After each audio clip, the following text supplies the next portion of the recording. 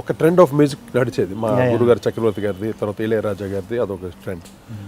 అన్నిటికీ భిన్నంగా ఒక మెలడీతో పాటు ఒక బీట్, న్యూ స్టైల్ని నేను రాజ్ కోటిగా మా కెరీర్ అంటే ఎముడుకు మొగుడు ముందు మేము ఒక 48 సినిమాల వరకు చిన్న సినిమాలు అన్ని చేస్తూ వచ్చి అక్కడికి వచ్చేసరికి ఫుల్ మెచ్యూరిటీ మాకు కూడా ఎక్స్పీరియన్స్ రావటం. ఎముడుకు మొగుడు సినిమా అంత పర్టికులర్ మీరు అడిగిన మీకు నచ్చిన పాట వానజల్లు పాట ప్రతి ఒక్కరికి ఆ రోజుల్లో అందం హిందోళం వానజల్లు ఎముడుకు మొగుడు సాంగ్స్ అన్నీ సూపర్ డూపర్ హిట్. వానజల్లు మటుకు చాలా ఫ్రెష్గా ఉండేది. ఎందుకంటే ఆ సాంగ్ పిక్చరైజేషన్ కూడా ఏదో ముత్యాలు చెప్పనుండి ఈ కాన్సెప్ట్ అంతా మాకు డైరెక్టర్ చెప్పాడు అనమాట. ఇలా విజువలైజ్ చేస్తాం ఈ సాంగ్ని, అందువల్ల నువ్వు ఒక మెలడీతో పాటు మంచి బీటు దాన్ని బేస్ చేసుకొని చేసిన పాట. లిరిక్ అంటే బిగినింగ్ వచ్చా బీజిఎం ఇంకా బీజిఎం ఫస్ట్ ఓపెనింగ్ ఏదో వస్తుంది సార్. వానజల్లు గిల్లుతుంటే ఎటగమ్మా తల్లెలారే తన్న నాన్న తరే తానాని నానానే నా దరే దానానే దానానే రా ఓ వనజల్లు. అంటే పాటకి ఎంత బలాన్ని ఇవ్వాలి, ఏ పాటకి ఏ స్వరానికి ఎంత బలాన్ని ఇవ్వాలి అనే ఒక ఎక్స్పీరియన్స్డ్ గాయకులు, ఒక ఎస్పి బాలసుబ్రహ్మణ్యం గారు కానీ, ఎస్ జానకమ్మ గారు కానీ, సుశీలమ్మ గారు, ఇలాగా వాళ్ళు మాకు ఎన్నో పాటలు పాడి అన్ని ట్రెండ్స్ వాళ్ళు పాడుతూ వచ్చారు. ఒక కేవి మహాదాన్ గారిది, నాన్నగారు సాలు రాజేశ్వరరావు గారిది, తర్వాత చక్రవర్తి గారిది, ఇళయరాజా గారిది, ఇంకా అన్ని ట్రెండ్స్ పాడుతూ వచ్చి మా దగ్గర వచ్చినప్పుడు కూడా మా స్టైల్ కూడా చక్కగా పాడి ఎముడుకు మొగుడు అంత గ్రాండ్ సక్సెస్, అంత సూపర్ హిట్ అవడానికి కారణం నిజంగా మా సింగర్స్ అండ్ మా వేటూరు గారు సాహిత్యం, అలాగే మా మ్యూజిషియన్స్ సపోర్ట్, అందరూ కలిసి మాకు సక్సెస్ రావాలని మా మ్యూజిషియన్స్ కూడా ఎంతగా కోరుకునేవారు అనమాట.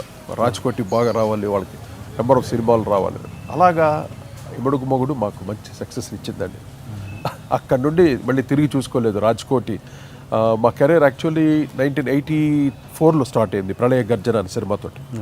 అక్కడ నుండి 1995 వరకు అసలు తిరిగి చూడలేదు రాజ్కోటి. అలా హలో బ్రదర్ వరకు ఇద్దరు ఒక అంటే సక్సెస్ఫుల్గా రాజ్కోటిగా బ్యానర్ని ప్రతి ఒక్కరికి రాజ్కోటి అంటే ఎవరు అంటే first time on the screen మా టైటిల్ పడితే క్లాప్ కొట్టించుకునే విధానం మేము ఒక్కరు తెచ్చుకున్నాం. We are the first composers in Telugu. నేను గర్వంగా చెప్పగలను, అంటే నా కళ్ళ చూసాను క్లాప్స్. రాజ్కోటి పేరు రాగానే కరెక్ట్ క్లాప్. మేము కూడా ఏం చేసేవాళ్ళం, టైటిల్ మ్యూజిక్ చేసేటప్పుడు కరెక్ట్ మా టైటిల్ వచ్చేసరికి అక్కడ ఒక రితం మార్చి ఒక ఇది ఇస్తాం అనమాట. అది ఎక్స్ట్రా అడిషనల్ హైప్ ఇస్తుంది. వచ్చేసరికి మాసెస్లో ముఖ్యంగా నేను టార్గెట్ చేసిన మాస్ అండి అండ్ యూత్ ఆ రోజుల్లో పెద్దగా సినిమాలకు వచ్చేవాళ్ళు కాదు. వాళ్ళ చదువులు, ఇంట్లో పేరెంట్స్ యొక్క ఇది ఎక్కువ ఉండేది. ఎక్కువగా మాసెస్ సినిమా ఎక్కువగా కమర్షియల్ మీడియాలో చూడాలంటే మాసెస్ ఎక్కువ చూసేవాడు సినిమాలు. మాస్ని దృష్టిలో పెట్టుకొని నేను చిరంజీవి గారికి చేసినా కూడా వాళ్ళ ఫ్యాన్స్ని దృష్టిలో పెట్టుకుని చేసేవాడిని ఎక్కువ మెయిన్గా. అట్ మా యొక్క టాలెంట్ మేము చూపించుకుంటే సాంగ్ హిట్ అవ్వాలి, అల్టిమేట్గా హిట్ అవ్వాలి, సాంగ్ రీచ్ అవ్వాలి ఆడియన్స్. ఇలాగా ప్రతి పాటని ఏదో ఇది సింపుల్ సిచ్యువేషన్ కదా ఏదో కొట్టేద్దాం అలా ఒక్క పాటను కూడా అలా చేయలేదండి ఇంతవరకు. నేను చేసిన లాస్ట్ మొన్నటి వరకు ఏ సినిమా చేసినా ప్రతి పాటని ఒక యజ్ఞంలాగా, ఒక యజ్ఞం అంత కాన్సన్ట్రేట్ చేసి చేసేవాడు. అంటే నా ప్యాషన్ అది. ఇప్పుడు ఒక సాంగ్ హిట్ అయింది, ఇప్పుడు మీరు వానజల్లు అన్నారు, వానజల్లు లాగా ఒక 10 సాంగ్లు నేను చేస్తే కూడా 10 హిట్ అవుతాయి, నాకు తెలుసు అది. కానీ నాకు ఆ రిపీట్ చేయడం ఇష్టం ఉండదు. ఎప్పటికప్పుడు వెరైటీ చేయాలి, సంథింగ్ ఏదో కొత్తగా చేయాలి అని రకరకాల బీట్ అని నేను అన్ని రకాల మ్యూజిక్ వినేవాడిని. నా కలెక్షన్ అసలు విపరీతం, ఎవరి దగ్గర ఉండదు అటువంటి కలెక్షన్స్. అలా కలెక్ట్ చేసేవాడిని మ్యూజిక్ అంతా, అన్ని రకాల మ్యూజిక్ వినేవాడిని. అంటే దాన్ని కాపీ కొట్టడం కాదు, ఒక ఇన్స్పిరేషన్కి వినేవాడిని. అవన్నీ చాలా హెల్ప్ అయ్యాను. ఓకే మీరు చేసిన ఇప్పుడు లాస్ట్ మూవీ ఏంటి సార్? మీరు ఇప్పుడు చేసిన లాస్ట్ మూవీ? లాస్ట్ చేసిన హితుడు అని జగపతి బాబు గారు హీరోగా హితుడు అనే మంచి సబ్జెక్ట్. అది దట్స్ లాస్ట్ ఫిలిం అండి నాది, రిలీజ్ అయిన సినిమా. అండ్ మేజర్ అంటే పెద్ద బ్లాక్ బస్టర్ హిట్ సినిమా అంటే ఇది మీది? అరుంధతి లాస్ట్ పెద్ద సినిమాల్లో అరుంధతి. అదే అంటే అంత బ్లాక్ బస్టర్ ఇచ్చిన కోటి గారు ఎందుకు మళ్ళీ తర్వాత పెద్ద సినిమాలు చేయలేకపోయారు అని ఇలాంటి డెఫినెట్గా అది ఆడియన్స్లో ఉంటుంది, మ్యూజిక్ లవర్స్లో ఉంటుంది, ఈవెన్ నాకు కూడా ఉంటుంది. అదొక మిస్టరీ కింద అయిపోయింది. ఎందువల్ల ఏంటి అంటే నేను ఇంకా ఈ ట్రెండ్కి సరిపోనా మ్యూజిక్గా, అంటే ఈ ట్రెండ్కి మ్యూజిక్ చేయలేనా, ఓకే అంటే సక్సెస్ ఇవ్వలేనా అనే డౌట్ నాకే వచ్చింది అనమాట. ఏంటి నాలో ఏదైనా మిస్టేక్స్ ఉందా, నేను కరెక్ట్ చేసుకోవాలి కదా. ఇన్ కేసు నాలో మిస్టేక్స్ ఉంటే నేను కరెక్ట్ చేసుకోలేదు. ఇండస్ట్రీ ఊరికే ఏదో నేను అన్ని సక్సెస్ ఇచ్చానని ఒక అభిమానం అవన్నీ ఏది ఉండదండి ఇండస్ట్రీలో. Only success counts. ఆ సక్సెస్ ఉంటేనే ఎవరన్నా నా దగ్గరకు వస్తారు. నేను అరుంధతి తర్వాత చాలా సినిమాలు చేశాను. నేను మ్యూజికల్గా ఎప్పుడు ఫెయిల్ అవ్వాలి. ఇంతవరకు ఏ సినిమానా తీసుకోండి, నేను కాన్ఫిడెంట్గా చెప్పగలను, మ్యూజికల్గా నేను ఎప్పుడు ఫెయిల్ అవ్వాలి. సినిమాలు ఫ్లాప్ అయినాయి. నేను ఎంతో మంచి మ్యూజిక్ చేసే సినిమాలు ఫ్లాప్ అయినాయి. ఆ మ్యూజిక్ అంతా వేస్ట్ అయిపోయింది. ఏ పాట హిట్ అవ్వాలన్నా ఆ సినిమా హిట్ అవుతే ఒక 2-3 సార్లు ఆడియన్స్ చూస్తారు. చూసినప్పుడు ఆ పాట అందరికి ఎక్కుతుంది అనమాట. ఏమంటే ఆ ఛాన్స్ నాకు తర్వాత. అంటే మీరు ఇచ్చింది బ్లాక్ బస్టరే కదా, మరి ఎందుకు ఏంటి రీజన్? అంటే అరుంధతి కైండ్ ఆఫ్ సినిమా అదొక న్యూ స్టైల్ ఆఫ్ ఫిలిం. ఆ తర్వాత ఆ టైప్ సినిమాలు ఆ రేంజ్లో ఎవరు చేయలేదు. అంటే ఆ పేరుతో, అంటే ఆ టైప్ ఆఫ్ ఆ షేడ్ తోటి సినిమాలు తీశారు. ఆ బడ్జెట్ కానీ ఆ మేకింగ్ స్టైల్ కానీ లేదు. అన్ని చీప్ కైండ్ ఆఫ్ ఫిల్మ్స్ వచ్చినాయి ఆ ట్రెండ్లో. ఓకే, అది ఏ సినిమా నిలబడలేదు. మన అందరికి ఆడియన్స్ కూడా తెలుసు, మనకందరికి తెలుసు. అలా నాకు ఆఫర్స్ వచ్చినాయి. అటువంటి నేను చేయలేదు, నేను ఒప్పుకోలేదు.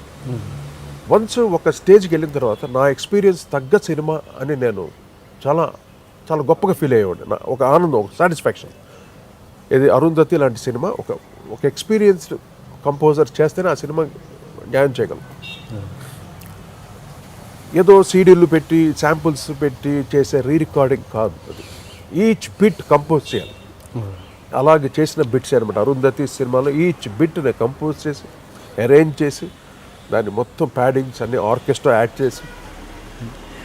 అంటే ఓకే, మీరు అప్పుడు ఒక టైంలో మీకు గ్యాప్ వచ్చింది, బ్రేక్. ఎందువల్ల అంటే మీరు ఏదో కంపెనీ మీ ఓన్ కంపెనీ పెట్టి మీరు రైట్స్ అడగడం వల్ల అప్పట్లో కొంచెం ఇండస్ట్రీ మిమ్మల్ని దూరం పెట్టిందని మీరే చెప్పారు చాలాసార్లు. అప్పుడు ఒక కారణం ఉంది. ఇప్పుడు అలాంటి కారణం ఏదైనా ఉందా మళ్ళీ? కారణం ఏం లేదండి. అంటే ఇండస్ట్రీ నేను అందరితో మంచిగా ఉంటాను. అందరికి everybody likes me, loves me lot. Industry నేను ఎవరితో కాంట్రవర్సీ పెట్టుకోను. నేను ఎవరిని నేను ఎప్పుడు నా ప్రొఫెషన్ నాకు ముఖ్యం. నా ప్రొఫెషన్లో ఎవరు ఇన్వాల్వ్ అయినా నేను ఒప్పుకునేవాడు కాదు. అలా చిన్న చిన్న ఇన్సిడెంట్స్ జరిగినాయి ఫ్యూచర్, పాస్ట్లో ఎన్నో జరిగినాయి ఇన్సిడెంట్స్. నా ప్రొఫెషన్లో ఇన్వాల్వ్ అవుతే మటుకు నాదేంటి తప్పు అంటే నేను కాన్సన్ట్రేట్ చేసి ఒక తపస్సులా చేసేవాడిని. దీంట్లో నా తప్పు ఏంటి? తప్పు ఉంటే మీరు చెప్పారు, definitely I will correct my self. ఓహో కరెక్టే కదా, నాది మిస్టేక్ అని. అలాగే నేను కరెక్ట్ చేసుకున్న సమయాలు ఉన్నాయి, కొన్ని నేను రివోల్ట్ అయిన సమయాలు కూడా ఉన్నాయి కొన్నిటి. Okay okay. ఇంతకీ అప్పట్లో మీ మ్యూజిక్ కంపెనీ పెట్టి రైట్స్ అడిగి ఇండస్ట్రీ కోపం తెప్పించిన సినిమా ఏంటండి? త్రినేత్రుడు అనే సినిమాకి ఫస్ట్ టైం అంటే రాజ్కోటి మేము ఆర్కే క్యాసెట్ పెట్టాం అనమాట. ఒక బటర్ఫ్లై ఎంబలం అనమాట. బటర్ఫ్లై దీంట్లో ఆర్కే అని క్యాసెట్ ఫస్ట్ మేము స్టార్ట్ చేసాం. దాంట్లో మేము చేసింది చిక్ అనే ఆల్బమ్, తర్వాత డ్యాన్స్ గ్యాంగ్ అనే ఒక ఆల్బమ్. ఇది కాకుండా ఒక 2-3 సినిమాలు చేసాం, చిన్న సినిమాలు. దాదర్ ఎక్స్ప్రెస్ అని కొన్ని చిన్న సినిమాలు చేసాం. మాకేంటంటే అప్పట్లో ఇళయరాజా ఆయనకి సొంత ఆడియో కంపెనీ ఉండేది, ఎక్కువ కంపెనీ. ఆయన మొదటి నుండి అది పెట్టుకొని ఎస్టాబ్లిష్ చేశాడు ఆయన.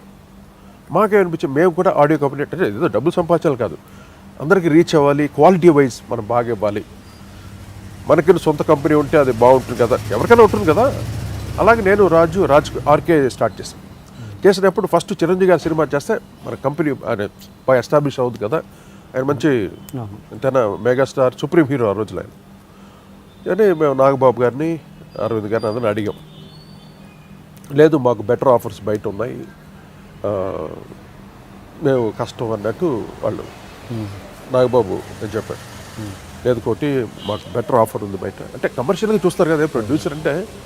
ఇప్పుడు పోన్లే పాము రాజ్కోటి బాగుపడి అది ఎన్ని సినిమాలు మాకు హిట్స్ ఇచ్చాడు అని ఆ గ్రాట్యూట్స్ ఎవరికి ఉండదండి. దిస్ ఇస్ పక్క కమర్షియల్ మీడియా.